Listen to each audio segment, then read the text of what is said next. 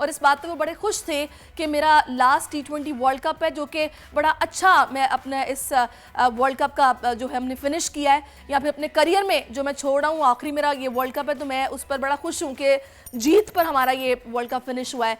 तो ये स्टेटमेंट आप उनकी किस तरह देख रहे हैं? मेरा ख्याल है अगर ये इज्जत हर खिलाड़ी करने लगे ना खेल की, तो उसकी परफॉर्मेंस अनडाउटेडली आउटस्टैंडिंग हो जाएगी।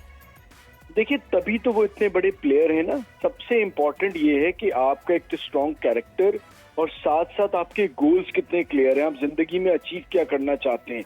आप पैसों की बात करेंगे तो किसी सूरत भी उनके पास कमी नहीं है, शोहरत की बात करेंगे तो वो भी कम नहीं है, लेकिन आपके गोल्स जब बहुत बड़े होते हैं, आपने ख्वाब बड़े देखे होते हैं, तो उसको अचीव करने के लिए जो एफर्ट, जो मेहनत चाहिए होती है, और इस वक्त जो अपने करियर में वो और ज्यादा चाहिए होती है। और सबसे बड़ी बात ये होती है कि जब आप छोड़ के जाएं तो आप ये कहें कि जी मैंने अपने मुल्क को इतना बड़ा इवेंट जिताया था।